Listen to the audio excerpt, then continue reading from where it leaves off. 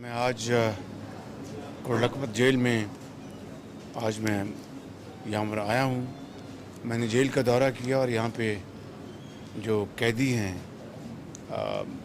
मर्दों से भी और ख़वातीन कैदी जो हैं, उनके बच्चे भी साथ हैं, उनसे भी मुलाकात की। और जो जेल की हस्पताल है वहाँ पर मरीज़ों से भी मिला, उन सबको ईद मुबारक मैंने दी। ज़ाहिर है कि एक अगर कैदी है तो उसके प्यारे जो हैं वो अपने अजीज़ के लिए वो घर में ज़ाहिर उनको याद करते हैं, कैदी अपने अजीज़ों को याद करते हैं। तो जिन हालात में ये लोग जेल में ईद मना रहे हैं वो ज़ाहिर है कि उस पर मज़ीद कोई बात नहीं की जा सकती, लेकिन उनके जो मसाइल हैं उनको मैंने मुबारकबाद दी ईद की, और उनके मसाइल उनको मैंने आज सुना, और उनके जो जायज़ उनकी जो ज़रूरियात हैं उनको मैंने वहाँ पर उनको देखा। उसके बाद फिर मैंने मीटिंग की चीफ सेक्रेटरी पंजाब से और जो एडिशनल सेक्रेटरी होम जो हैं जेल्स के मियाँ साहब, आईजी जेल और सुप्रिटेंडेंट जो यहाँ के हैं। तो दो तीन बातें बहुत अहम हैं, न सिर्फ कोटलखपत जेल के लिए, न सिर्फ बल्कि पूरे पंजाब के लिए, बल्कि पूरे पाकिस्तान के लिए, कि यहाँ पर जेलों में जो बैतुल खला हैं उनकी सूरत हाल इंतहाई ख़राब है, इंतहाई ख़राब है। उसके लिए अच्छे बैतुल खला बनाकर उनकी बाकायदा सफाई, उनका अच्छा इंतज़ाम कराना, ये जेल की इंतज़ामिया और हुकूमत का ये फ़र्ज़ है बिल्कुल। अगर वहाँ पर बुनियादी उनकी जो ज़रूरत है, वहाँ पर जो उनके जो हाइजीनिक स्टैंडर्ड्स हैं वो इंतहाई अगर ख़राब होंगे तो उसका नतीजा क्या निकलेगा कि बीमारी हर तरफ फैलेगी। इसी तरीके से जो इंसानी फजला जो है और गंदगी के ढेर जो हैं उनको वहाँ से उठवाने के लिए जो एक बड़ा अच्छा निज़ाम था वो ख़त्म हो चुका था। अब आके दोबारा वो निज़ाम दोबारा शुरू किया गया है, और एक कवर्ड गाड़ी में वहाँ पर जो गंदगी के ढेर यहाँ से निकाले जाते हैं। जब मैं यहाँ पर था तो बैलगाड़ी में वो उठा के लेके जाते थे वो ढेर, जिससे हर तरफ बदबू और गंदगी और बीमारी फैलती थी। और उससे पहले एक बाकायदा जो वेस्ट मैनेजमेंट का जो सिस्टम था, उससे पहले बड़ा वो शानदार सिस्टम था। वो आके सामान ये सारा उठाते थे बंद गाड़ियों में। तो एक और दूसरा, इनके कैदियों के नहाने का, इनके कपड़े धोने का जो निज़ाम इंतहाई ख़राब है। मैंने उसकी भी मैंने गुजारिश की है कि फिल फॉर इसको ठीक करें। और तीसरी बात जो बड़ी अहम है, इलाज मुआवजा और दवाइयों की तरसीह। मैं यहाँ पर अंदर जो बात कर रहा हूँ वो यहाँ नहीं करना चाहता क्योंकि ईद का दिन है। मैंने अब जो प्रपोज़ल दी है चीफ सेक्रेटरी साहब को कि पंजाब में और दूसरे सूबों में मैं बात करूँगा कि जहाँ पर जेलें हैं, मसलन लाहौर में 2 जेलें हैं, ये कोटलखपत जेल और कैंप जेल, दोनों के मिलाकर 7,000 तक 8,000 कैदी हैं। अब 8,000 कैदियों में अगर एक मैं मिसाल दे रहा हूँ, अल्लाह ताला करे कि एक भी बीमार ना हो, लेकिन बीमारी और सेहत ये इंसानी ज़िंदगी के साथ जुड़ी हुई है। उसके लिए अगर लेट से 8,000 कैदियों में अगर 5% भी बीमार हों, जो कि 400 अफराद बनते हैं, तो उनके इलाज मुआवजे का जो निज़ाम है वो इंतहाई ख़राब है। यानी अगर किसी का अगर CT स्कैन होना है या MRI होना है या कोई और एक्सरे होना है तो हफ्ते नहीं महीने गुजर जाते हैं और वो कैदी जो है वो दम तोड़ जाता है। एक उसको सज़ा मिले अपने किए की, अपना बिल्कुल वो कानून और इंसाफ का फ़ैसला है, मगर उसके बाद उसका जो बुनियादी जो हक़ है उसको छीनना तो वो तो सरीन ज़्यादती है। कुरान करीम भी इसकी गवाही देता है कि भाई अगर जो कैदियों के लिए नरम गोशी इख्तियार करो, उनका कोई हक़ जो है उनको उनके हवाले करो। और कुरान करीम اس کی گواہی اپنی کئی جگہ دیتا ہے کہ جب ان کو اگر چھڑاؤ گے جس کی پوری ہو گئی مدت تو اس کی اگر جو چھڑاؤ گے تو بڑا ثواب کا کام ہے. اور اسی طرح جو یتیم بیوہ کا درجہ بدرجہ تو یہاں پر ان کے علاج کے لیے میں نے یہ کہا ہے کہ ایک ڈیڈیکیٹڈ ہسپتال ہونا چاہیے. ان کو تو اگر اپنا سروس ہاسپٹل جانا پڑ جائے یا کسی اور جانا پڑ جائے تو رشوت پیسے اور سفارش کے علاوہ جا نہیں سکتے. وہ کہاں سے رشوت لائیں گے؟ وہ پہلے ہی اپنی یہاں پر آ کے ان کی عدالتوں میں ان کی وکلاء ان کی جو فیسیں ہیں وہ نہیں ادا کر سکتے. تو میں سمجھتا ہوں کہ اپنا نہانا دھونا علاج معالجہ یہ ان کا بنیادی حق ہے. اگر یہ ان کو نہیں ملے گا تو میں سمجھتا ہوں کہ یہ پر نظام سریعاً یہ ناانصافی پر مبنی ہے. تو اس کے لیے میں نے ایک پروپوزل دی ہے کہ ہم ایک ہسپتال ڈیڈیکیٹڈ ہسپتال ہو جہاں پر صرف جو 8,000 قیدی ہیں ایک کا پائلٹ یہ منصوبہ ہے. اگر یہ کامیاب ہوگا تو اس کو پنجاب میں انشاءاللہ باقاعدہ ایک ترتیب کے ساتھ ایک بڑی سوچ بچار کے ساتھ ہم اس کو آگے بڑھائیں گے اور اسی طرح پورے پاکستان میں اس نظام کو پھیلائیں گے کہ قیدیوں کے لیے ڈیڈیکیٹڈ ہسپتال ہوں. وہاں پر اپنا یہ نہ ہو کہ ان کو جانا پڑے اپنا سروس ہسپتال کہ جناب ACS ہوم سے اجازت لے رہے ہیں, پہلے اپنے IG سے اجازت لے رہے ہیں. میں سیاسی قیدیوں کی بات نہیں کر رہا, وہ ایک علیحدہ معاملہ ہے. میں عام قیدی کی بات کر رہا ہوں. تو اس کے لیے میں سمجھتا ہوں کہ ڈیڈیکیٹڈ ہسپتال کی میں نے بات کی ہے جہاں پر ڈیڈیکیٹڈ ڈاکٹرز ہوں, سرجنز ہوں, فزیشنز ہوں, نرسز ہوں, ادویات وہاں پر موجود ہوں, خواتین کا ونگ ہو اور مردوں کا ونگ ہو, تاکہ یہ جو اس کو پورے پاکستان میں آپ یقین کر لیں کہ جو لاکھوں جو قیدی ہیں ان کو اگر اپنا خدا نخواستہ بیماری آن پڑے تو ان کا کوئی پرسان حال نہیں.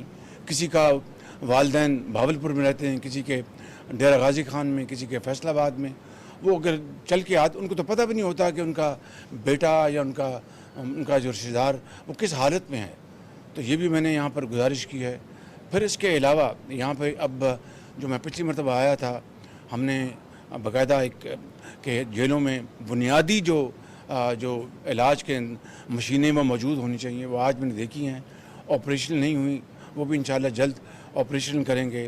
ادویات کا جو حصول ہے اس کو آسان بنایا جائے, کہیں رشوت نہ ہو, کسی کو اپنا پیسے نہ دینے پڑیں. قیدی سے آپ اس کو جس کو 25 سال کی سزا ہوگی اس سے آپ اور کیا ظلم کریں گے. تو یہ میں نے یہاں پر آج پھر جو جن کے پاس پیسے نہیں ہیں اور ان کو ضمانت چاہیے اور ضمانت ان کے ڈیو ہے یا وہ پیرول پہ جا سکتے ہیں, کوئی پرسان حال نہیں. یہ ساری باتیں آج میں نے کی ہیں اور انشاءاللہ ایک ہفتے میں میں نے گزارش کی ہے چیف سیکرٹری صاحب کو, اور انشاءاللہ یہ بڑی محنت سے IG جیل خانہ جات ہیں یہاں پر اور سپرنٹینڈنٹ موجود ہیں. یہ سب ایک باقاعدہ ایک پلان بنائیں گے پروپوزل, اس کو انشاءاللہ پھر ہم بیٹھ کے اس کو اپروو کریں گے تاکہ قیدیوں کا جو حق ہے وہ ان کو دلوایا جا سکے. اسی طرح ان کی خوراک کی بات ہے, کھانے کے حوالے سے کہ اچھی خوراک ملے ان کو. اور پھر جو جنہوں نے ایک دن رہا ہونا ہے وہ جب معاشرے میں جائیں تو دوبارہ افیون چرس یا کوئی اور اپنے جرم نہ کریں.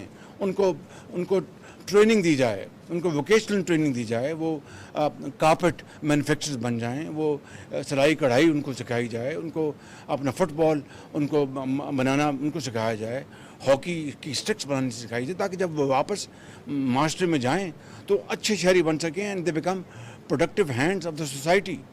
تو یہ ساری باتیں آج میں نے کی ہیں.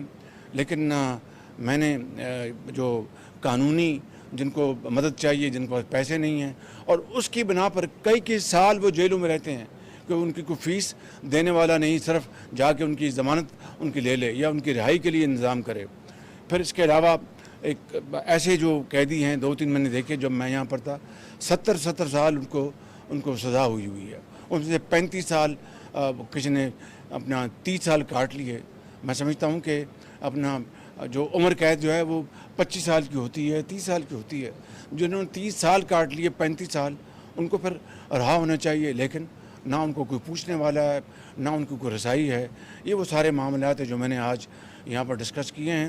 اور میں جو لوور کورٹس ہیں ان سے بھی ملتمس ہوں, جو اعلیٰ عدالتیں ہیں ان سے بھی ملتمس ہوں کہ سو موٹو کیا آپ نے کتنے سو موٹو لیے ان کیسز میں, کہ پوچھا اپنا جیل خانہ جات سے کہ بھئی آپ کے پاس کتنے قیدی ہیں، کیونکہ سو موٹو کا بنیادی مقصد ہوتا ہے کہ عوامی مفاد عامہ، پبلک انٹرسٹ، کسی ایک کا انٹرسٹ نہیں، پبلک انٹرسٹ، کتنے سو موٹو لیے ان کاموں کے لیے کہ جہاں پر قیدیوں کے ساتھ انصاف ہو، ان کے ساتھ بہتری ہو.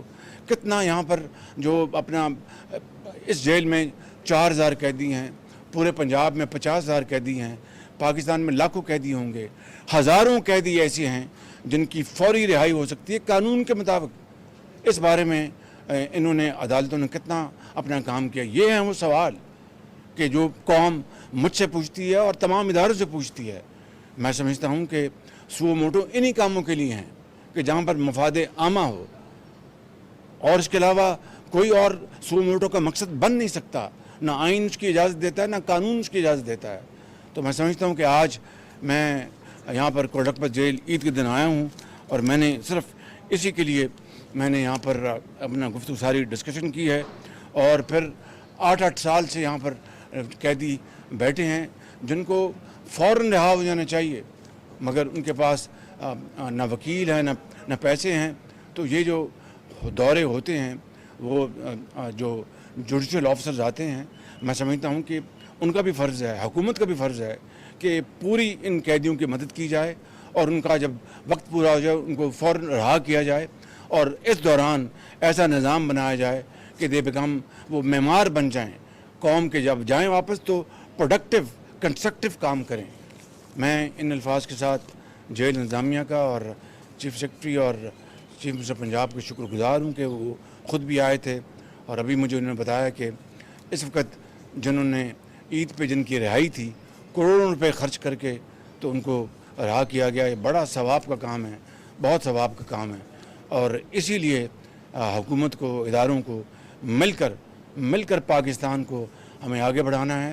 اور میں اس وقت پوری قوم کو عید کے اس موقع کے اوپر میں مبارکباد پیش کرتا ہوں، اور اللہ تعالیٰ سے ہم سب دست بدعا ہیں کہ وہ پاکستان کو ان مشکلات سے نکالے، اور ہماری اجتماعی بصیرت اور اجتماعی کاوشوں سے پاکستان ان چیلنجز سے نکل سکے.